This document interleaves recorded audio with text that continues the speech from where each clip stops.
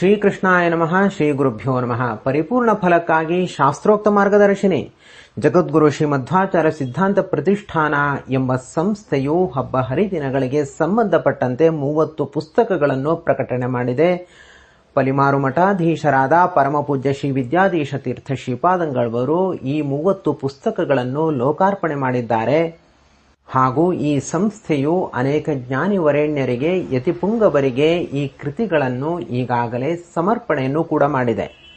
ಸಾಧಕರು ಈ 30 ಪುಸ್ತಕಗಳನ್ನು ತಮ್ಮ ಮನೆಯಲ್ಲಿ ಇಟ್ಟುಕೊಂಡು ನಿತ್ಯವೂ ಕೂಡ ಭಗವಂತನಿಗೆ ಪ್ರೀತಿಕರವಾದ ಆಚಾರ ವಿಚಾರಗಳನ್ನು ಅನುಷ್ಠಾನ ಮಾಡಲು ದಿವ್ಯ ಸಮಯವು ಈಗ ಪ್ರಾಪ್ತವಾಗಿದೆ. ಹಾಗಿದ್ದರೆ ಈ 30 ಪುಸ್ತಕಗಳು ಯಾವುದು, ಈ 30 ಪುಸ್ತಕಗಳಲ್ಲಿ ಏನಿದೆ ಎಂಬುದನ್ನು ಈಗ ಪ್ರಾತ್ಯಕ್ಷಿಕವಾಗಿ ನೋಡೋಣ ಬನ್ನಿ. ಸಾಧಕರೇ, ಮೊದಲನೆಯ ಪುಸ್ತಕವೇ ಸಂಧ್ಯಾವಂದನೆ. ಔಪಾಸನೆ, ವೈಶ್ವದೇವ ಬಲಿಹರಣ, ಬ್ರಹ್ಮಯಜ್ಞ, ಯಜ್ಞೋಪವೀತ ಧಾರಣೆ, ಬ್ರಹ್ಮಚಾರಿಗಳು ಮಾಡಬೇಕಾದ ಅಗ್ನಿ ಕಾರ್ಯ, ಈ ಎಲ್ಲದರ ಜೊತೆ ತ್ರಿಕಾಲ ಸಂಧ್ಯಾವಂದನೆಯ ಈ ಪುಸ್ತಕದಲ್ಲಿಯೇ ಒಂದು ವೈಶಿಷ್ಟ್ಯವಿದೆ. ಪ್ರತಿಯೊಂದು ಮಂತ್ರಗಳಿಗೂ ಕೂಡ ಪದಶಃ ಅರ್ಥವನ್ನು ನೀಡಲಾಗಿದೆ. ಯಾರು ಅರ್ಥಪೂರ್ಣವಾಗಿ ಸಂಧ್ಯಾವಂದನೆಯನ್ನು ಮಾಡಬೇಕು ಎಂಬ ಕಾತರವನ್ನು ಹೊಂದಿರ್ತಾರಲ್ಲ, ಅಂಥವರಿಗೆ ಹೇಳಿಟ್ಟ ಪುಸ್ತಕ ಅಂತಂದರೆ ಈ ಸಂಧ್ಯಾವಂದನೆ ಪುಸ್ತಕ.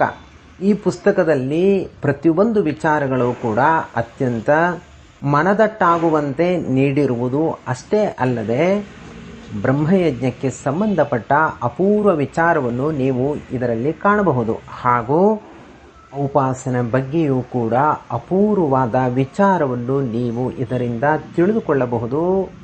ಇಲ್ಲಿಯ ತನಕ ಯಾರು ಸಂಧ್ಯಾವಂದನೆಯನ್ನು ಮಾಡ್ತಾ ಇದ್ದಾರಲ್ಲ ಅಂಥವರಿಗೂ ಕೂಡ ಇದು ಬಹಳ ಉಪಯುಕ್ತವಾಗುತ್ತೆ. ಹಾಗೂ ಯಾರು ಹೊಸದಾಗಿ ಸಂಧ್ಯಾವಂದನೆಯನ್ನು ಪ್ರಾರಂಭ ಮಾಡ್ತಾರೋ ಅಂಥವರಿಗೂ ಕೂಡ ಭದ್ರ ಬುನಾದಿಯಂತೆ ಈ ಪುಸ್ತಕ ಪರಮ ಉಪಕಾರಿಯಾಗುತ್ತೆ. ಮತ್ತೊಂದು ಪುಸ್ತಕವೇ ದೇವರ ಪೂಜೆ.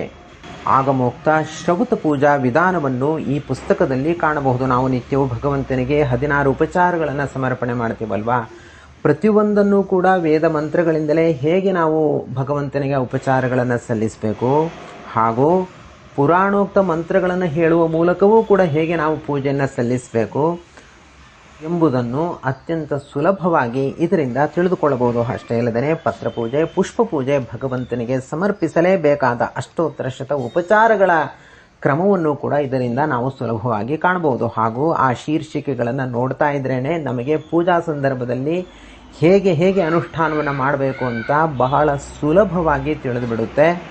ಪುಸ್ತಕದ ಪ್ರಾರಂಭದಲ್ಲಿ ತಿಳಿಯಲೇಬೇಕಾದ ಅತ್ಯಪೂರ್ವ ವಿಚಾರಗಳನ್ನು ಹಾಗೂ ಪ್ರಮೇಯ ವಿಷಯಗಳನ್ನು ಕೂಡ ಸಂಗ್ರಹ ಮಾಡಲಾಗಿದೆ. ಮತ್ತು ಪದ್ಯಮಾಲಾ, ನಾರಾಯಣ ಪಂಡಿತಾಚಾರ್ಯರು ರಚನೆ ಮಾಡಿರುವ ಯೋಗ ದೀಪಿಕಾ ಗ್ರಂಥಗಳನ್ನು ಕೂಡ ಈ ಪುಸ್ತಕದಲ್ಲಿ ಸೇರಿಸಲಾಗಿದೆ.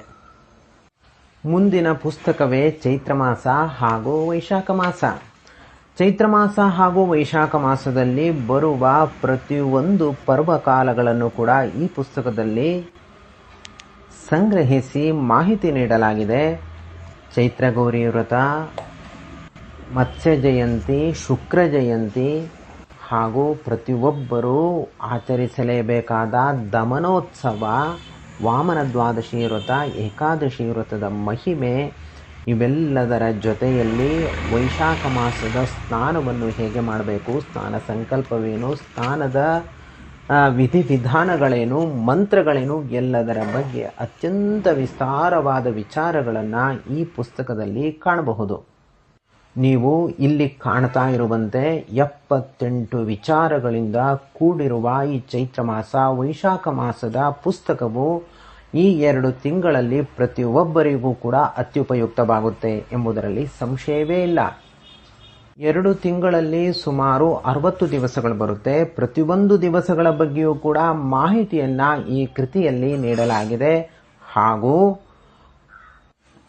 ಅನೇಕ ಗುರುವರೇಣ್ಯರ ಆರಾಧನೆ ಬಗ್ಗೆ ತಿಳಿಸಬೇಕಾದ್ರೆ, ದಾಸವರೇಣ್ಯರ ಆರಾಧನೆ ಬಗ್ಗೆ ತಿಳಿಸಬೇಕಾದ್ರೆ ಅವರ ಬಗ್ಗೆಯೂ ಕೂಡ ಸಂಕ್ಷೇಪವಾದ ಪರಿಚಯವನ್ನು ಈ ಕೃತಿಯಲ್ಲಿ ನೀಡಲಾಗಿದೆ. ಮುಂದಿನ ಪುಸ್ತಕವೇ ಜ್ಯೇಷ್ಠ ಮಾಸ, ಆಷಾಢ ಮಾಸ.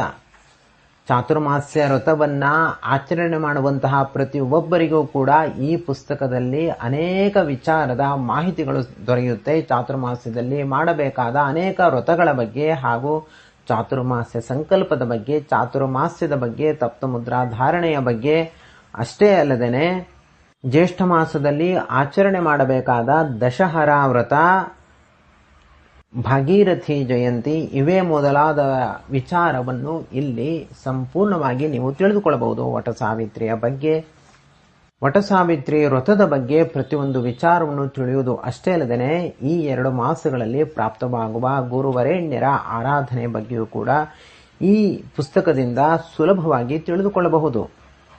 ಮುಂದಿನ ಪುಸ್ತಕದ ಹೆಸರು ಶ್ರಾವಣ ಮಾಸ. ಶ್ರಾವಣ ಮಾಸ ಅಂತಂದ್ರೆ ರಾಯರ ನೆನಪು ನಮಗಾಗುತ್ತೆ. ಹಾಗಿದ್ರೆ ರಾಯರ ಸಂಪೂರ್ಣವಾದ ಚರಿತ್ರೆಯನ್ನ ಈ ಕೃತಿಯಲ್ಲಿ ನೀವು ಕಾಣಬಹುದು.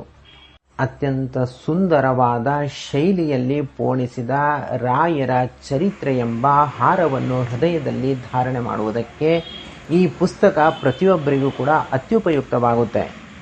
ಹಾಗೂ ಎಲ್ಲರಿಗೂ ತಿಳಿದಿರುವಂತೆ ಶ್ರಾವಣ ಮಾಸದ ಪ್ರತಿಯೊಂದು ದಿವಸಗಳೂ ಕೂಡ ಒಂದೊಂದು ಹಬ್ಬಗಳಾಗಿ, ಪರ್ವಕಾಲಗಳಾಗಿ ಪರಿಗಣಿತವಾಗಿವೆ. ಸ್ತ್ರೀಯರಿಗೆ ಆದ ಅನೇಕ ಹಬ್ಬ ಹರಿದಿನಗಳಿವೆ. ಅವರು ಹೇಳಿಕೊಳ್ಳಬೇಕಾದ ಅನೇಕ ಹಾಡುಗಳು, ದಾಸರಾಯರ ಆ ಎಲ್ಲ ಪದ್ಯಗಳನ್ನು ಕೂಡ ಈ ಕೃತಿಯಲ್ಲಿ ಕಾಣಬಹುದು. ಆಯಾ ದಿವಸಗಳಲ್ಲಿ ಪ್ರತಿಯೊಬ್ಬರು ಸ್ತ್ರೀಯರಾಗಲಿ ಪುರುಷರಾಗಲಿ ಪಠಿಸಬೇಕಾದ ಹಾಡುಗಳನ್ನು, ಮಂತ್ರಗಳನ್ನು ಸಂಗ್ರಹಿಸಿ ಶ್ರಾವಣ ಮಾಸದ ಪುಸ್ತಕದಲ್ಲಿ ನೀಡಲಾಗಿದೆ. ಅಷ್ಟೇ ಅಲ್ಲದೆ ಪ್ರತಿಯೊಂದು ದಿವಸಗಳ ಬಗ್ಗೆಯೂ ಕೂಡ ಮಾಹಿತಿಯನ್ನು ಈ ಕೃತಿಯಲ್ಲಿ ನೀಡಿರುವುದು ಇದರ ಮತ್ತೊಂದು ಹೆಗ್ಗಳಿಕೆ. ಮುಂದಿನ ಪುಸ್ತಕವೇ ಭಾದ್ರಪದ ಮಾಸ. ಭಾದ್ರಪದ ಮಾಸ ಅಂದರೆ ವಿಷ್ಣು ಪಂಚಕ ವ್ರತವನ್ನು ಪ್ರಾರಂಭ ಮಾಡುವ ಶುಭ ಪರ್ವಕಾಲ. ಭಾಗವತ ಶ್ರವಣವನ್ನು ಮಾಡುವ ಪ್ರೋಷ್ಠಪದೀಯ ಸುಮುಹೂರ್ತ ಗಳಿಗೆಗಳು ದೊರೆಯುವುದೇ ಭಾದ್ರಪದ ಮಾಸದಲ್ಲಿ. ಹಾಗೂ ಎಲ್ಲ ಪಿತೃದೇವತೆಗಳ ಅನುಗ್ರಹವನ್ನು ಕೂಡ ನಾವು ಪಡೆದುಕೊಳ್ಳುವುದು ಭಾದ್ರಪದ ಮಾಸದಲ್ಲಿ. ಹಾಗಾಗಿ ಎಲ್ಲ ವಿಚಾರವನ್ನು ಕೂಡ ಇಲ್ಲಿ ಕೂಲಂಕುಷವಾಗಿ ನೀಡಲಾಗಿದೆ. ಸಾಯುವುದು ಹೇಗೆ, ಸಾಯಲಿಕ್ಕೆ ನಾವೇನು ಸಿದ್ಧತೆಯನ್ನು ಮಾಡಿಕೊಳ್ಬೇಕು, ಸತ್ತ ಮೇಲೆ ಹೇಗೆ, ಯಾರಾದರೂ ಸಾಯ್ತಾ ಇದ್ರೆ ಅವರಿಗೆ ಹೇಗೆ ನಾವು ಉಪಕಾರವನ್ನು ಮಾಡಬೇಕು, ಮುಖ್ಯವಾಗಿ ಕರ್ಣ ಸೂಕ್ತವನ್ನು ನಾವು ಪಠಿಸಲೇಬೇಕು. ಇದೆಲ್ಲವನ್ನು ಸುಲಭವಾಗಿ ಪಡೆದುಕೊಳ್ಳಬೇಕು ಅಂದರೆ ಭಾದ್ರಪದ ಮಾಸದ ಪುಸ್ತಕವನ್ನೇ ಅವಲಂಬಿಸಬೇಕು. ಆಪತ್ಕಾಲದಲ್ಲಿ ಕೈ ಹಿಡಿದವನೇ ನಿಜವಾದ ಸ್ನೇಹಿತ ಅಂತ ಹೇಳ್ತೀವಲ್ಲ, ಹಾಗೆ ಆಪತ್ಕಾಲದಲ್ಲಿ ಸಂಕಟ ಪರಿಸ್ಥಿತಿಯಲ್ಲಿ ನಮಗೆ ಉಪಕಾರಿ ಆಗುವ ಸ್ನೇಹಿತ ಅಂದರೆ ಇದೇ ಭಾದ್ರಪದ ಮಾಸ ಎಂಬ ಪುಸ್ತಕ. ಮುಂದಿನ ಪುಸ್ತಕವೇ ಆಶ್ವಿನ ಮಾಸ, ಕಾರ್ತೀಕ ಮಾಸ, ಮಾರ್ಗಶಿರ ಮಾಸ ಎಂಬ ಪುಸ್ತಕ. ಈ ಪುಸ್ತಕದಲ್ಲಿ 74 ವಿಚಾರಗಳು ಅಡಗಿವೆ. ಆಶ್ವಿನ ಮಾಸದಲ್ಲಿ ಹಾಗೂ ಕಾರ್ತೀಕ ಮಾಸದಲ್ಲಿ ಆಚರಿಸಲೇಬೇಕಾದ ಅನೇಕ ಹಬ್ಬ ಹರಿದಿನಗಳ ಬಗ್ಗೆ ಪೂರ್ಣವಾದ ಮಾಹಿತಿಯನ್ನು ನೀಡಲಾಗಿದೆ. ಭೀಷ್ಮ ಪಂಚಕ ಉಪವಾಸದ ಬಗ್ಗೆ, ಧನ್ವಂತರಿ ರೂಪಿಯಾದ ಭಗವಂತನ ಬಗ್ಗೆ, ಧಾತ್ರಿಯ ಬಗ್ಗೆ ಹಾಗೂ ಚಂಪಾ ಸೃಷ್ಟಿಯ ಬಗ್ಗೆ, ಸುಬ್ರಹ್ಮಣ್ಯನ ಬಗ್ಗೆ ಅಪೂರ್ವವಾದ ವಿಚಾರಗಳನ್ನು ಈ ಕೃತಿಯಲ್ಲಿ ನೀವು ಕಾಣಬಹುದು. ಹಾಗೂ ಧನುರ್ಮಾಸದ ಬಗ್ಗೆಯೂ ಕೂಡ ಈ ಪುಸ್ತಕದಲ್ಲಿ ವಿಚಾರವನ್ನು ನೀವು ಕಾಣಬಹುದು. ಮುಂದಿನ ಪುಸ್ತಕವೇ ಪೌಷ ಮಾಸ, ಮಾಘ ಮಾಸ. ಪೌಷ ಮಾಸದಲ್ಲಿ ಹಾಗೂ ಮಾಘ ಮಾಸದಲ್ಲಿ ಬರುವ ಎಲ್ಲ ಪರ್ವಕಾಲಗಳ ಬಗ್ಗೆ ಮಾಹಿತಿಯನ್ನು ಈ ಕೃತಿಯಲ್ಲಿ ನೀಡಲಾಗಿದೆ. 45 ವಿಚಾರಗಳಿಂದ ಕೂಡಿರುವ ಈ ಪುಸ್ತಕದಲ್ಲಿ ಜಗದ್ಗುರುಗಳಾದ ಶ್ರೀ ಮಧ್ವಾಚಾರ್ಯರ ಬಗ್ಗೆ ಹಾಗೂ ಅವರು ರಚಿಸಿದ ಸರ್ವಮೂಲ ಗ್ರಂಥಗಳ ಬಗ್ಗೆ ಅತ್ಯಂತ ಸಂಕ್ಷೇಪವಾಗಿ ನಿಖರವಾದ ಮಾಹಿತಿಯನ್ನು ನೀವು ಪಡೆದುಕೊಳ್ಳಬಹುದು. ಹಾಗೂ ಅನೇಕ ದಾಸವರೆಣ್ಯರ ಬಗ್ಗೆ, ಮೌನಗೌರಿಯ ಬಗ್ಗೆ, ಮಾಘ ಸ್ನಾನದ ಬಗ್ಗೆ, ಮಹಾರುದ್ರದೇವರ ಬಗ್ಗೆ ಈ ಕೃತಿಯಲ್ಲಿ ಅನೇಕ ವಿಚಾರಗಳನ್ನು ನೀವು ತಿಳಿದುಕೊಳ್ಳಬಹುದು. ಮುಂದಿನ ಪುಸ್ತಕವೇ ಫಾಲ್ಗುಣ ಮಾಸ, ಅಧಿಕ ಮಾಸ ಎಂಬ ಪುಸ್ತಕ. ಈ ಕೃತಿಯಲ್ಲಿ 48 ವಿಚಾರಗಳಿವೆ. ಫಾಲ್ಗುಣ ಮಾಸದ ಕೊನೆಯ ದಿವಸ ಏನನ್ನ ಮಾಡಬೇಕು ಅನ್ನೋದನ್ನು ತಿಳ್ಕೊಳ್ಳೋದಷ್ಟೇ ಅಲ್ಲದೆ ಫಾಲ್ಗುಣ ಮಾಸದಲ್ಲಿ ಬರುವ ಪ್ರತಿಯೊಂದು ದಿವಸಗಳ ಬಗ್ಗೆಯೂ ಕೂಡ ಅಪೂರ್ವವಾದ ವಿಚಾರವನ್ನು ನೀವು ಇದರಲ್ಲಿ ಕಾಣಬಹುದು. ಹಾಗೂ 33 ತಿಂಗಳಿಗೆ ಒಮ್ಮೆ ಪ್ರಾಪ್ತವಾಗುವ ಅಧಿಕ ಮಾಸದ ವಿಧಿವಿಧಾನಗಳನ್ನು, ದಾನ ಧರ್ಮಗಳ ಬಗ್ಗೆ ಮಾಹಿತಿಯನ್ನು ಕೂಡ ಈ ಕೃತಿಯಲ್ಲಿ ಕೂಲಂಕುಷವಾಗಿ ನೀವು ಕಾಣಬಹುದು. ಮತ್ತು ಮಕರ ಸಂಕ್ರಾಂತಿಯ ಬಗ್ಗೆ, ಗ್ರಹಣದ ಬಗ್ಗೆ ಹಾಗೂ ಹುಟ್ಟು ಹಬ್ಬದ ಬಗ್ಗೆ ಮಾಹಿತಿಯನ್ನು ಕೂಡ ಈ ಕೃತಿಯಲ್ಲಿ ನಾವು ಕಾಣಬಹುದು. ಮುಂದಿನ ಪುಸ್ತಕವೇ ಯುಗಾದಿ. ಯುಗಾದಿ ಹಬ್ಬದ ಆಚರಣೆಗೆ ಬೇಕಾಗುವ ಸಾಮಗ್ರಿಗಳೇನು, ಸ್ತ್ರೀಯರು ಏನನ್ನು ಮಾಡಬೇಕು, ಯುಗಾದಿ ಹಬ್ಬದಲ್ಲಿ ಮಾಡಲೇಬೇಕಾದ ಕರ್ತವ್ಯಗಳೇನು, ಸಾಯಂಕಾಲ ಏನು ಮಾಡಬೇಕು, ಹೊಸ ಬೆಳೆ ಹೊಸ ವಸ್ತುಗಳ ಖರೀದಿಯನ್ನು ಮಾಡಬೇಕಾ, ಪೂಜೆಯನ್ನು ಹೇಗೆ ಮಾಡಬೇಕು, ಅದರ ಮಂತ್ರಗಳೇನು, ಸ್ತೋತ್ರಗಳೇನು, ಸ್ತ್ರೀಯರು ಹೇಳಬೇಕಾದ ಹಾಡುಗಳೇನು, ಯುಗಾದಿ ಬಗ್ಗೆ ಅಪೂರ್ವವಾದ ಮಾಹಿತಿ ಏನು, ನಾವು ನಿತ್ಯವೂ ಸಂಕಲ್ಪದಲ್ಲಿ ತ್ರಿಚತ್ವಾರಿಂಶದೊಂದಿಗೆ ಏಕೋನವಿಂಶತಿತಮೆ ಎಂಬುದನ್ನು ಯಾಕೆ ಸೇರಿಸಿಕೊಳ್ಬೇಕು, ಗಡಿಯಾರವನ್ನು ನಾವು ಅವಲಂಬಿಸಿ ಏನನ್ನು ನಾವು ಕಳೆದುಕೊಂಡಿದ್ದೀವಿ, ಹಾಗೂ ಯುಗಾದಿ ದಿವಸ ನಾವು ಏನನ್ನು ದಾನ ಮಾಡಬೇಕು, ಯುಗಾದಿ ದಿವಸ ಏನು ಅಡುಗೆ ಮಾಡಬೇಕು ಎಲ್ಲದನ್ನು ಕೂಡ ಇಲ್ಲಿ ಈ ಪುಸ್ತಕದಲ್ಲಿ ಸುಲಭವಾಗಿ ತಿಳಿದುಕೊಳ್ಳಬಹುದು. ಮತ್ತೊಂದು ಪುಸ್ತಕ ರಾಮನವಮಿ. ರಾಮನವಮಿಯ ಹಬ್ಬಕ್ಕೆ ನಾವು ಹೇಗೆ ಸಿದ್ಧತೆ ಮಾಡಿಕೊಳ್ಬೇಕು, ರಾಮನವಮಿಯ ಕಾಲವನ್ನು ಹೇಗೆ ನಾವು ನಿರ್ಣಯ ಮಾಡಬೇಕು, ರಾಮನವಮಿ ವ್ರತದ ಮಹತ್ವ ಏನು, ರಾಮದೇವರು ಅವತರಿಸಿದ ಕಾಲ ಯಾವುದು, ರಾಮದೇವರ ಪೂಜೆಯನ್ನು ಹೇಗೆ ಮಾಡಬೇಕು, ಹಾಗೂ ಶ್ರೀರಾಮಚಂದ್ರ ದೇವರು ಪ್ರಾದುರ್ಭವಿಸಿದ ಬಗ್ಗೆ ಅಪೂರ್ವವಾದ ವಿಚಾರಗಳೇನು, ಸಂಪತ್ತಿಗೆ ಅನುಗುಣವಾಗಷ್ಟೇ ನಾವು ವೈಭವದಿಂದ ಪೂಜೆಯನ್ನು ಮಾಡಬೇಕು, ರಾಮನವಮಿ ಮಾಡಬೇಕಾದ ದಾನಗಳೇನು, ರಾಮಭಕ್ತರ ಸಹವಾಸವನ್ನೇ ನಾವು ಯಾಕೆ ಮಾಡಬೇಕು, ರಾಮನವಮಿ ವ್ರತದ ಆಚರಣೆಯಿಂದ ನಮಗೆ ವೈಕುಂಠ ಹೇಗೆ ಸಿಗುತ್ತೆ, ರಾಮನವಮಿ ವ್ರತವನ್ನು ಎಲ್ಲರೂ ಕೂಡ ಆಚರಣೆ ಮಾಡಲೇಬೇಕಾ, ರಾಮನಾಮ ಲೇಖನವನ್ನೇ ನಾವು ಜೀವನದಲ್ಲಿ ಬರೀಬೇಕು, ಬರೀದೇನೆ ಇದ್ದರೆ ಬೇರೆ ಮಾರ್ಗವೇ ಇಲ್ಲ, ಯಾಕೆ, ರಾಮನವಮಿ ಹಬ್ಬದ ಅಡುಗೆಗಳೇನು ಎಲ್ಲದರ ವಿಚಾರವನ್ನು ಈ ಕೃತಿಯಲ್ಲಿ ಕಾಣಬಹುದು. ಹಾಗೂ ಮುಂದಿನ ಪುಸ್ತಕವೇ ಹನುಮತ್ ಜಯಂತಿ. ಚೈತ್ರ ಮಾಸದ ಶುಕ್ಲ ಪಕ್ಷದ ಪೂರ್ಣಿಮೆಯ ದಿವಸವೇ ಹನುಮತ್ ಜಯಂತಿ. ಹನುಮತ್ ಜಯಂತಿಯನ್ನು ನಾವು ಶ್ರದ್ಧಾಭಕ್ತಿಗಳಿಂದ ಆಚರಣೆ ಮಾಡಬೇಕು. ಹಾಗಿದ್ರೆ ಹನುಮಂತ ದೇವರು ಅಂದರೆ ಯಾರು, ಮುಖ್ಯ ಪ್ರಾಣದೇವರ ಮಹಿಮೆಗಳೇನು, ಉಪನಿಷತ್ತುಗಳಲ್ಲೆಲ್ಲ ಅವರನ್ನು ಹೇಗೆ ವರ್ಣನೆ ಮಾಡಿದ್ದಾರೆ, ಹಾಗೂ ಎಲ್ಲ ಪುರಾಣಗಳಲ್ಲಿ ಇತಿಹಾಸಗಳಲ್ಲಿ ಮುಖ್ಯ ಪ್ರಾಣದೇವರನ್ನು ಯಾವ ಕ್ರಮದಲ್ಲಿ ವರ್ಣನೆಯನ್ನು ಮಾಡ್ತಾರೆ, ಹನುಮಂತ ದೇವರ ಚರಿತ್ರೆ ಎಲ್ಲೆಲ್ಲಿ ಹೇಗೇಗಿದೆ, ಅವ ಮುಖ್ಯ ಪ್ರಾಣದೇವರನ್ನು ತಿಳಿದ್ರಷ್ಟೇ ನಮಗೆ ಜೀವನದಲ್ಲಿ ಸಾಧನೆ ಆಗುತ್ತೋ. ಹಾಗಿದ್ರೆ ಅವರೆಲ್ಲ ವಿಚಾರವನ್ನು ಕೂಡ ಸಂಕ್ಷೇಪವಾಗಿ ಪರಿಪೂರ್ಣವಾಗಿ ನಾವು ತಿಳಿದುಕೊಳ್ಬೇಕು ಅಂತಂದರೆ ಹನುಮತ್ ಜಯಂತಿ ಅನ್ನುವಂತಹ ಪುಸ್ತಕವನ್ನೇ ನೋಡಬೇಕು. ಇದರಲ್ಲಿ ಕೇವಲ ಪೂಜಾ ವಿಧಾನಗಳು, ಅಡುಗೆಗಳು ಇರುವುದು ಅಷ್ಟೇ ಅಲ್ಲದೆ ಮುಖ್ಯ ಪ್ರಾಣದೇವರ ಬಗ್ಗೆ, ಹನುಮಂತ ದೇವರ ಬಗ್ಗೆ ಸಂಪೂರ್ಣವಾಗಿ ಎಲ್ಲದರ ವಿಚಾರವನ್ನು ಕೂಡ ಪರಿಚಯ ಮಾಡಲಾಗಿದೆ. ಮತ್ತೊಂದು ಪುಸ್ತಕ ಅಕ್ಷಯ ತೃತೀಯ. ಅಕ್ಷಯ ತೃತೀಯಕ್ಕೆ ಸಂಬಂಧಪಟ್ಟಂತೆ 66 ಶೀರ್ಷಿಕೆಗಳಿಂದ ಎಲ್ಲ ವಿಚಾರಗಳನ್ನು ಕೂಡ ಸಂಗ್ರಹಿಸಿ ಈ ಕೃತಿಯಲ್ಲಿ ನೀಡಲಾಗಿದೆ. ಎಲ್ಲ ಪುರಾಣಗಳಲ್ಲಿ, ಧರ್ಮಶಾಸ್ತ್ರಗಳಲ್ಲಿ ಅಕ್ಷಯ ತೃತೀಯ ಬಗ್ಗೆ ಏನೇನು ಹೇಳ್ತಾರೆ ಎಲ್ಲವನ್ನು ಕೂಡ ನೀವಿಲ್ಲಿ ಸುಲಭವಾಗಿ ತಿಳಿದುಕೊಳ್ಳಬಹುದು. ಅದರಂತೆ ಅನುಷ್ಠಾನವನ್ನು ಕೂಡ ಮಾಡಬಹುದು. ಹಾಗೂ ಅಕ್ಷಯ ತೃತೀಯ ದಿವಸ ನಾವು ಏನನ್ನ ದಾನ ಮಾಡಬೇಕು, ಮಹಾಸಂಕಲ್ಪನ ಹೇಗೆ ಮಾಡಬೇಕು, ಮಹಾಸಂಕಲ್ಪದ ಮಂತ್ರ ಏನು, ಪರಶುರಾಮ ದೇವರ ಜಯಂತಿ ಏನು, ಎಲ್ಲದರ ಬಗ್ಗೆಯೂ ಕೂಡ ಅಕ್ಷಯ ತೃತೀಯ ಪುಸ್ತಕದಿಂದ ಸುಲಭವಾಗಿ ವಿಚಾರವನ್ನು ತಿಳ್ಕೊಳ್ಬಹುದು. ಮುಂದಿನ ಪುಸ್ತಕವೇ ನರಸಿಂಹ ಜಯಂತಿ ಅನ್ನುವಂತಹ ಪುಸ್ತಕ. ನರಸಿಂಹದೇವರ ಬಗ್ಗೆ ಭಾಗವತದಲ್ಲಿ ಏನು ಹೇಳಿದ್ದಾರೆ, ಉಳಿದ ಬೇರೆ ಕಡೆ ಏನು ಹೇಳಿದ್ದಾರೆ, ಹಾಗೂ ನರಸಿಂಹದೇವರಿಗೆ ಸಂಬಂಧಪಟ್ಟಂತೆ ಸ್ತೋತ್ರಗಳೇನು, ಮಂತ್ರಗಳೇನು, ಈ ಎಲ್ಲ ವಿಚಾರವನ್ನು ಕೂಡ ನರಸಿಂಹ ಜಯಂತಿ ಎಂಬ ಪುಸ್ತಕದಲ್ಲಿ ಸಂಗ್ರಹ ಮಾಡಲಾಗಿದೆ. ಹಾಗೂ ನರಸಿಂಹ ಜಯಂತಿಯ ಶುಭ ಪರ್ವ ಕಾಲದಲ್ಲಿ ಯಾವ ಕಾಲದಲ್ಲಿ ನಾವು ನರಸಿಂಹದೇವರ ಪೂಜೆಯನ್ನು ಮಾಡಬೇಕು, ಯಾವ ಕಾಲದಲ್ಲಿ ಪೂಜೆ ಮಾಡೋದ್ರಿಂದಲೇ ನರಸಿಂಹದೇವರು ಸಂಪ್ರೀತರಾಗ್ತಾರೆ, ಹಾಗೂ ಮನೆಯ ಯಾವ ಭಾಗದಲ್ಲಿ ಕುಳಿತು ಪೂಜೆಯನ್ನು ಮಾಡಬೇಕು, ಯಾವ ಸ್ತೋತ್ರವನ್ನು ಹೇಳಬೇಕು, ಸಂಕ್ಷೇಪವಾಗಿ ಭಾಗವತ ನಮಗೆ ಬರಲ್ಲ ಅಂದರೆ ಸಂಕ್ಷೇಪವಾಗಿ ಭಾಗವತ ಮಂತ್ರಗಳನ್ನು ಯಾವುದು ಹೇಳಬೇಕು, ನರಸಿಂಹದೇವರ ಚರಿತ್ರೆ ಏನು, ಹಾಗೂ ನಮ್ಮ ದೇಶದಲ್ಲಿ ನರಸಿಂಹದೇವರ ಕ್ಷೇತ್ರಗಳು ಎಷ್ಟು ಇದೆ, ನರಸಿಂಹ ಜಯಂತಿಯ ದಿವಸ ನಾವು ಏನು ಅಡುಗೆ ಮಾಡಬೇಕು, ಎಲ್ಲದರ ವಿಚಾರವನ್ನು ಕೂಡ ನರಸಿಂಹ ಜಯಂತಿ ಎಂಬ ಪುಸ್ತಕವು ನಿಮಗೆ ತಿಳಿಸುತ್ತೆ. 30 ಪುಸ್ತಕಗಳಲ್ಲಿ ಮತ್ತೊಂದು ಪುಸ್ತಕವೇ ಜ್ಯೋತಿರ್ಭೀಮೇಶ್ವರ ಎಂಬುವಂತಹ ಪುಸ್ತಕ. ಜ್ಯೋತಿರ್ಭೀಮೇಶ್ವರ ಈ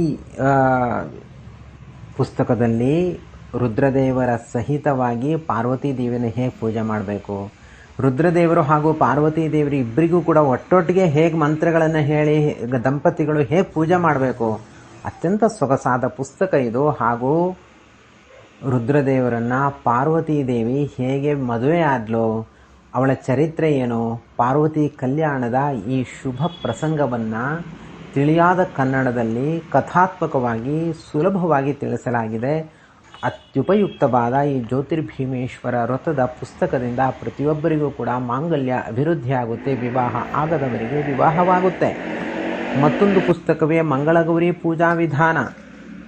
ಮಂಗಳಗೌರಿ ಪೂಜೆಯ ಬಗ್ಗೆ ತಿಳಿಯಲೇಬೇಕಾದ ಮಾಹಿತಿಗಳು ಹಾಗೂ ಮಂಗಳಗೌರಿ ಪೂಜೆಯ ವ್ರತದ ಬಗ್ಗೆ, ಮಂಗಳಗೌರಿ ಪೂಜೆಯ ಸಿದ್ಧತೆಯ ಬಗ್ಗೆ, ಮಾಂಗಲ್ಯ ಭಾಗ್ಯಕ್ಕೆ ಮಂಗಳಗೌರಿಯೇ ಯಾಕೆ ಕಾರಣಲಾಗಿದ್ದಾಳೆ, ಹಾಗೂ ಮಾಂಗಲ್ಯ ಸೂತ್ರ ಅಂದ್ರೇನು, ಮಾಂಗಲ್ಯ ಸೂತ್ರದ ಮಹಿಮೆ ಏನು, ಮಂಗಳ ಗೌರಿಗೆ ಹೇಗೆ ನಾವು ಷೋಡಶ ಉಪಚಾರಗಳನ್ನು ಪೂಜೆ ಮಾಡಬೇಕು, ಯಾಕೆ ಮಾಡಲೇಬೇಕು, ವಿವಾಹವಾದ 5 ವರ್ಷಗಳ ಕಾಲ ಗೌರಿಯನ್ನು ಮಂಗಳಾತ್ಮಕಳಾಗಿಯೇ ಚಿಂತನೆಯನ್ನು ಮಾಡಿ ಪೂಜೆಯನ್ನು ಮಾಡುವ ಅನಿವಾರ್ಯತೆ ಇದೆ ಏನು, ಎಲ್ಲ ವಿಚಾರವನ್ನು ಕೂಡ ಈ ಕೃತಿಯಿಂದ ತಿಳಿದುಕೊಳ್ಳಬಹುದು. ಮುಂದಿನ ಪುಸ್ತಕವೇ ವರಮಹಾಲಕ್ಷ್ಮಿ ಹಬ್ಬ. ವರಮಹಾಲಕ್ಷ್ಮಿ ಅಂದರೆ ಯಾರು, ಅಷ್ಟಲಕ್ಷ್ಮಿ ಅಂದರೆ ಯಾರು, ಅಷ್ಟಲಕ್ಷ್ಮಿಯ ಆರಾಧನೆಯನ್ನು ಯಾಕೆ ಮಾಡಬೇಕು, ಲಕ್ಷ್ಮೀದೇವಿಯ ಪೂಜೆಯನ್ನು ಯಾವ ಕ್ರಮದಲ್ಲಿ ಆಚರಣೆ ಮಾಡಬೇಕು, ವರಮಹಾಲಕ್ಷ್ಮಿ ಹಬ್ಬದ ವ್ರತಕಥೆ ಏನು, ಅವತ್ತಿನ ದಿವಸ ನಾವು ಮಾಡಬೇಕಾದ ಅಡುಗೆಗಳೇನು, ಈ ಎಲ್ಲದರ ಬಗ್ಗೆಯೂ ಕೂಡ ಅತ್ಯಂತ ನಿಖರವಾದ ವಿಚಾರಗಳಿಂದ ವರಮಹಾಲಕ್ಷ್ಮಿ ಹಬ್ಬ ಎಂಬ ಕೃತಿಯು ಹೊರಹೊಮ್ಮಿದೆ. ಮತ್ತೊಂದು ಪುಸ್ತಕವೇ ನಾಗಪಂಚಮಿ. ಪ್ರತಿಯೊಬ್ಬರೂ ಕೂಡ ವರ್ಷದಲ್ಲಿ ನಾಗರ ಪಂಚಮಿ ವ್ರತವನ್ನು ಆಚರಣೆ ಮಾಡಲೇಬೇಕು. ಪ್ರತಿಯೊಬ್ಬರಿಗೂ ಕೂಡ ಸರ್ಪದೋಷ ಇರುತ್ತೆ. ಸರ್ಪದೋಷ ಇಲ್ಲದೇ ಇರುವಂಥವರು ಯಾರು, ಸರ್ಪದೋಷ ಇರುವವರು ಯಾರು, ಯಾವ ಕ್ರಮದಲ್ಲಿ ನಾಗರ ಪೂಜೆಯನ್ನು ಮಾಡೋದರಿಂದ ನಾಗದೇವತೆಗಳಿಗೆ ಸಂತೋಷವಾಗುತ್ತೆ, ಹಾಗೂ ಸ್ತ್ರೀಯರು ನಾಗರ ಪಂಚಮಿಯ ದಿವಸ ಯಾವ ಹಾಡನ್ನು ಪಠನ ಮಾಡಬೇಕು, ಹಾಗೂ ಶೇಷದೇವರು ಅಂದರೆ ಯಾರು, ಶೇಷದೇವರ ಬಗ್ಗೆ ಪೂರ್ಣವಾದ ವಿಚಾರವನ್ನು ನಾವು ಸುಲಭವಾಗಿ ಪ್ರಶ್ನೋತ್ತರ ರೂಪದಲ್ಲಿ ಹೇಗೆ ತಿಳಿದುಕೊಳ್ಬೇಕು, ಈ ಎಲ್ಲ ವಿಚಾರದಿಂದಲೂ ಕೂಡ ಕೂಡಿರುವ ನಾಗಪಂಚಮಿ ಎಂಬ ಪುಸ್ತಕವನ್ನು ಯಾರು ಆಶ್ರಯಿಸ್ತಾರೋ, ಅದರಲ್ಲಿ ಹೇಳಿರುವಂಥ ವಿಧಾನವನ್ನೇ ಅನುಷ್ಠಾನ ಮಾಡ್ತಾರೋ ಅಂಥವರಿಗೆ ನಾಗದೋಷ ಬರೋದೇ ಇಲ್ಲ. ಕೇವಲ ನಾಗರ ಪಂಚಮಿ ಅಷ್ಟೇ ಅಲ್ಲದೇ ಉಳಿದ ಯಾವುದೇ ಸಂದರ್ಭದಲ್ಲಿ ಶೇಷದೇವರ ಅಥವಾ ಸರ್ಪದ ಆರಾಧನೆಯನ್ನು ಮಾಡಬೇಕು ಅಂತಂದರೆ ಈ ಪುಸ್ತಕದಲ್ಲಿ ನೀಡಿದ ಸಂಕಲ್ಪಕ್ಕೆ ಅನುಗುಣವಾಗಿ ಹಾಗೂ ಪೂಜಾ ವಿಧಾನಕ್ಕೆ ಅನುಗುಣವಾಗಿ ಅನುಷ್ಠಾನವನ್ನು ಮಾಡಿದ್ರೆ ಖಂಡಿತವಾಗಿಯೂ ಕೂಡ ನಾಗದೇವರ ಅನುಗ್ರಹವು ಆ ಸಾಧಕನಿಗೆ ಆಗುವುದರಲ್ಲಿ ಎಳ್ಳಷ್ಟೂ ಕೂಡ ಸಂಶಯ ಇಲ್ಲ. ಮುಂದಿನ ಪುಸ್ತಕವೇ ಕೃಷ್ಣಾಷ್ಟಮಿ ಎಂಬ ಪುಸ್ತಕ. ಕೃಷ್ಣಾಷ್ಟಮಿ ದಿವಸ ನಾವು ಮಾಡಲೇಬೇಕಾದ ಕರ್ತವ್ಯವೇನು, ವಿಷ್ಣು ಸಹಸ್ರನಾಮಾವಳಿಯಿಂದ ಲಕ್ಷ ತುಳಸಿ ಅರ್ಚನೆಯನ್ನೇ ಸಾಧಕರು ಯಾಕೆ ಮಾಡ್ತಾರೆ, ನಾವು ಮನೆಯಲ್ಲಿ ಅದನ್ನು ಸಂಕ್ಷೇಪವಾಗಿ ಹೇಗೆ ಮಾಡಬೇಕು, ಕೃಷ್ಣಾಷ್ಟೋತ್ತರ ಶತನಾಮಾವಳಿಯನ್ನು ನಾವು ಯಾವ ಕ್ರಮದಲ್ಲಿ ನಾವು ಪಠನ ಮಾಡಬೇಕು, ಹಾಗಾಗಿ ವಿಷ್ಣು ಸಹಸ್ರನಾಮಾವಳಿಯನ್ನು ಕೃಷ್ಣಾಷ್ಟೋತ್ತರ ಶತನಾಮಾವಳಿಯನ್ನು ನೀವು ಕಾಣಬೇಕು ಅಂದರೆ ಈ ಕೃತಿಯನ್ನೇ ನೀವು ಅವಲಂಬಿಸಬೇಕು. ಹಾಗೂ ಕೃಷ್ಣ ಜನ್ಮಾಷ್ಟಮಿ ದಿವಸ ನಾವು ನೀಡಬೇಕಾದ ಅರ್ಘ್ಯ ಪ್ರದಾನದ ಮಂತ್ರಗಳು, ಜಯಂತಿ ಕಲ್ಪ, ಕೃಷ್ಣ ಚಾರಿತ್ರ್ಯ ಮಂಜರಿ, ಕೃಷ್ಣಾವತಾರದ ಚರಿತ್ರೆ, ಗರ್ಭಸ್ತುತಿ, ಕೃಷ್ಣ ಹುಟ್ಟೋ ಮೊದಲು ನಾವು ಅವಶ್ಯವಾಗಿ ಭಾಗವತದ ಗರ್ಭಸ್ತುತಿಯನ್ನು ನಾವು ಹೇಳಬೇಕು. ಹಾಗಿದ್ರೆ ಅದನ್ನು ಅರ್ಥಾನುಸಂಧಾನವಾಗಿ ನಾವು ಹೇಳಬೇಕು. ನೆನೆಮೆ ನನುದಿನ ನೀಲ ನೀರದೆಂಬ ವಾದಿರಾಜರು ರಚಿಸಿದ ಕೀರ್ತನೆಯನ್ನು ಕೂಡ ಹೇಳಬೇಕು. ಎಲ್ಲವನ್ನೂ ಕೂಡ ಕೃಷ್ಣಾಷ್ಟಮಿ ಎಂಬ ಪುಸ್ತಕವು ಒಳಗೊಂಡಿದೆ. ಮುಂದಿನ ಪುಸ್ತಕದ ಹೆಸರು ಸ್ವರ್ಣಗೌರಿ ವ್ರತ. ವರ್ಷದಲ್ಲಿ ಒಮ್ಮೆ ನಾವು ಅತ್ಯಂತ ಸಡಗರದಿಂದ ಆಚರಿಸುವ ಹಬ್ಬ ಅಂತಂದರೆ ಅದು ಗೌರಿ ಹಬ್ಬ.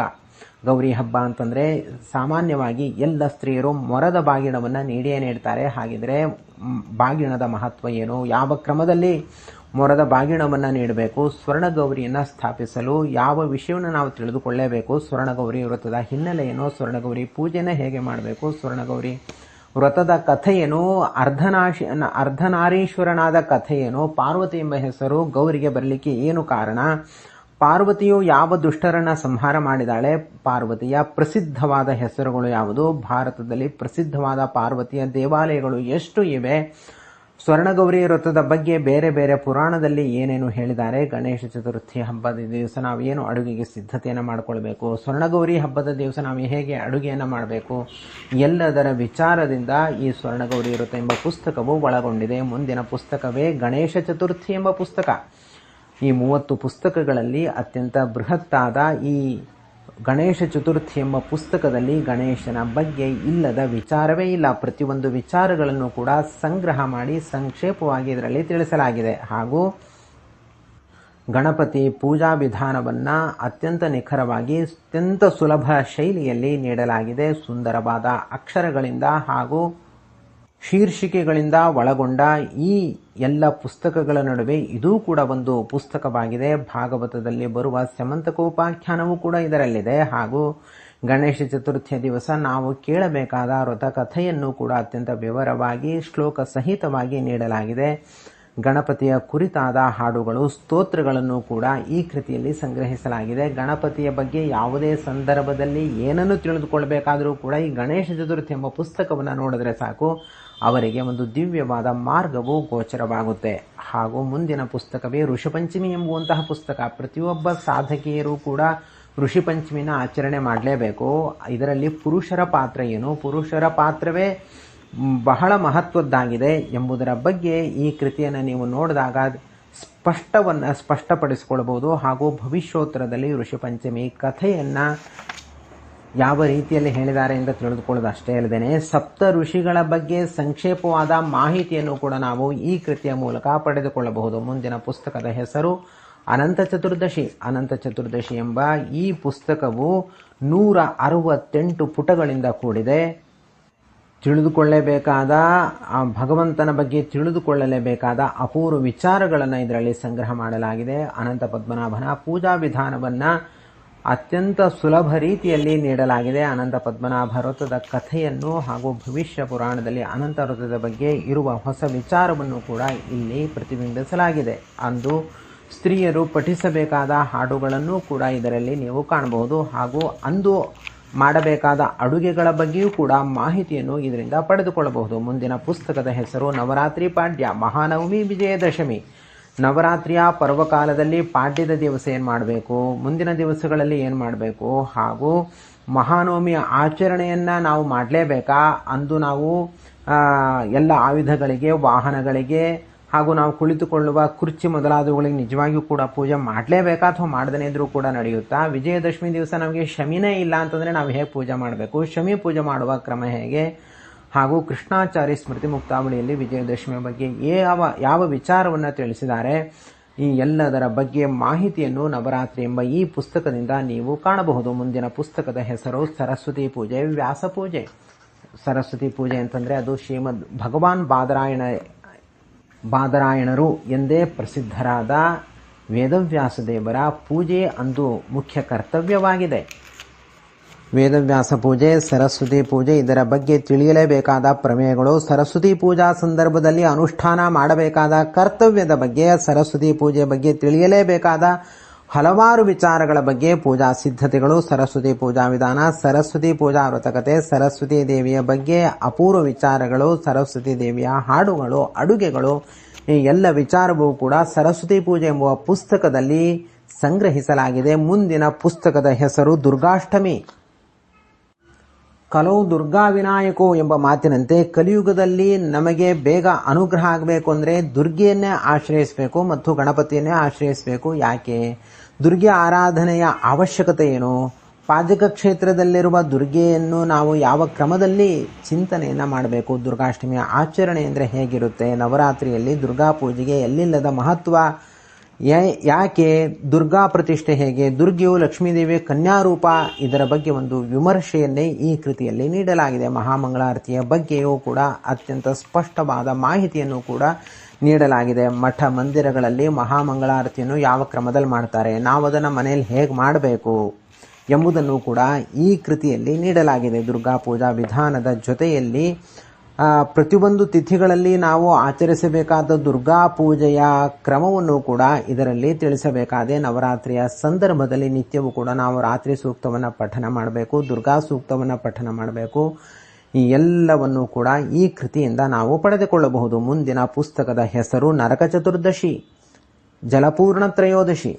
ಜಲಪೂರ್ಣ ತ್ರಯೋದಶಿ, ನರಕ ಚತುರ್ದಶಿ ಎಂಬ ಈ ಪುಸ್ತಕದಲ್ಲಿ 24 ವಿಚಾರಗಳಿವೆ. ಹಾಗೂ ಗಂಗಾ ಪೂಜೆಯ ಕ್ರಮವನ್ನು ವಿಧಿ ಪ್ರಕಾರವಾಗಿ ಇದಂ ಪ್ರಥಮತೆಯ ನೀಡಲಾಗಿದೆ. ನರಕ ಚತುರ್ದಶಿಯ ದಿವಸ ತಿಳಿಯಲೇಬೇಕಾದ ಅತ್ಯಪೂರ್ವವಾದ ವಿಚಾರಗಳನ್ನು ಕೂಡ ನೀವು ಇದರಿಂದ ಪಡೆದುಕೊಳ್ಳಬಹುದು. ಹಾಗೂ ನರಕ ಚತುರ್ದಶಿಯ ದಿವಸ ಸಾಯಂಕಾಲ ನಾವು ಹೇಗೆ ದೀಪ ಹಚ್ಚಬೇಕು, ಯಾವ ಕ್ರಮದಲ್ಲಿ ದೀಪ ಹಚ್ಚಬೇಕು, ಯಾರಿಗೋಸ್ಕರ ದೀಪವನ್ನು ಹಚ್ಚಬೇಕು, ಹೀಗೆ ದೀಪಾವಳಿಯ ಸಡಗರವನ್ನು ನಾವು ಅನುಭವಿಸಬೇಕು ಅಂತಂದರೆ ನಾವು ನರಕ ಚತುರ್ದಶಿ ಎಂಬ ಪುಸ್ತಕವನ್ನೇ ನಾವು ಕಾಣಬೇಕು. ಹಾಗೂ ಮುಂದಿನ ಪುಸ್ತಕದ ಹೆಸರು ದೀಪಾವಳಿ ಅಮಾವಾಸ್ಯೆ, ಬಲಿಪಾಡ್ಯ, ಯಮದ್ವಿತೀಯ ಎಂಬುದು.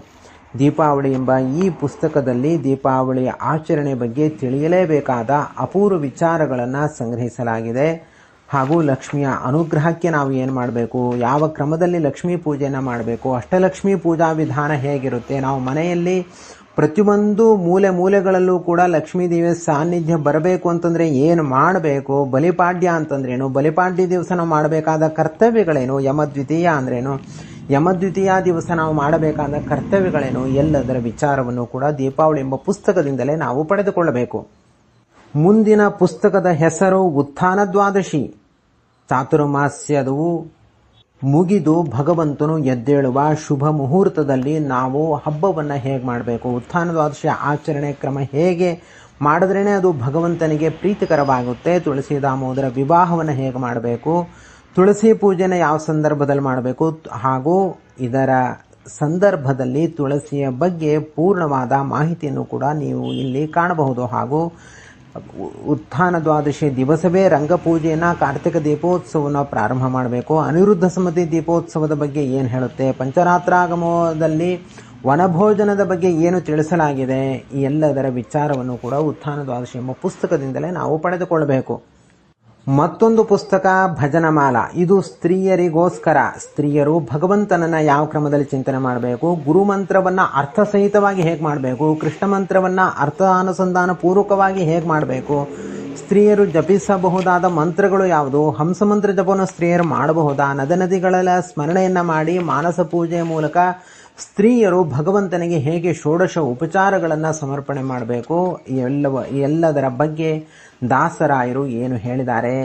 ಹಾಗೂ ಸ್ತ್ರೀಯರು ನಿತ್ಯವೂ ಪಠಿಸಲೇಬೇಕಾದ ಲಕ್ಷ್ಮೀ ಶೋಭಾನಪದ, ಗಜೇಂದ್ರ ಮೋಕ್ಷ, ಭಗವದ್ಗೀತೆ, ನಾರಾಯಣ ವರ್ಮ ಮೊದಲಾದ ಪ್ರಸಿದ್ಧವಾದ ಭಜನೆಗಳ ಜೊತೆಯಲ್ಲಿ ರುಕ್ಮಿಣಿ ಸ್ವಯಂವರ, ನಳಚರಿತ್ರೆ, ಸುಧಾಮ ಚರಿತ್ರೆ, ಅನೇಕ ಬಗೆಯ ಆರತಿಯ ಹಾಡುಗಳು, ಶ್ರೀವಾದಿರಾಜರು ರಚಿಸಿದ ಅಕ್ಷಯ ಪಾತ್ರೆಯ ಹಾಡು, ಕೃಷ್ಣ ಪಾರಿಜಾತದ ಹಾಡು, ಸೃಷ್ಟಿ ಚಿಂತನೆ, ನಿತ್ಯವೂ ಪ್ರಾತಃ ಕಾಲದಲ್ಲಿ ಪ್ರತಿಯೊಬ್ಬ ಸ್ತ್ರೀಯರು ಮಾಡಬೇಕಾದ ಸೃಷ್ಟಿ ಚಿಂತನೆ, ರಾತ್ರಿ ಕಾಲದಲ್ಲಿ ಮಾಡಬೇಕಾದ ಲಯ ಚಿಂತನೆ, ತಾರತಮ್ಯ ಎಲ್ಲದರ ಬಗ್ಗೆಯೂ ಕೂಡ ಭಜನಮಾಲಾ ಎಂಬ ಪುಸ್ತಕದಲ್ಲಿ ಸಂಗ್ರಹಿಸಲಾಗಿದೆ. ಹೀಗೆ ಜಗದ್ಗುರು ಶ್ರೀ ಮಧ್ವಾಚಾರ್ಯ ಸಿದ್ಧಾಂತ ಪ್ರತಿಷ್ಠಾನ ಎಂಬ ಸಂಸ್ಥೆಯು 30 ಪುಸ್ತಕಗಳನ್ನು ಪ್ರಕಟಣೆ ಮಾಡಿ ಸಾಧಕರಿಗೆ ತಲುಪಿಸ್ತಾ ಇದೆ. ಎಲ್ಲ ಸಾಧಕರು ಇದರ ಸದುಪಯೋಗವನ್ನು ಪಡೆದುಕೊಳ್ಳುವ ಶುಭ ಮುಹೂರ್ತವು ಇದಾಗಿದೆ.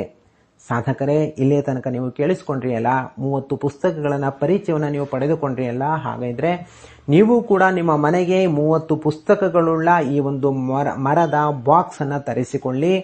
ಏತನ್ಮೂಲಕ ನಿತ್ಯವೂ ನೀವು ಮಾಡುವ ಅನುಷ್ಠಾನವನ್ನು ತಿಳಿದು ಮಾಡಿ ಹಾಗೂ ಹರಿಪ್ರೀತಿಕರವಾಗಿ ನೀವು ಮಾಡಿ, ಅದಕ್ಕಾಗಿ ನೀವು ನಮ್ಮನ್ನು ಸಂಪರ್ಕಿಸಬೇಕಾದ ದೂರವಾಣಿ ಸಂಖ್ಯೆ ಹೀಗಿದೆ: ಎಸ್ ಸರ್ವಗುಣ ಸಂಪೂರ್ಣ ಸರ್ವದೋಷ ವಿವರ್ಜಿತ ಪ್ರೀಯತಾಂ ಪ್ರೀತೇವಾಲಂ ವಿಷ್ಣೋರ್ಮೇ ಪರಮಃ ಸ್ವರೂತು. ಶ್ರೀಕೃಷ್ಣಾರ್ಪಣಮಸ್ತು.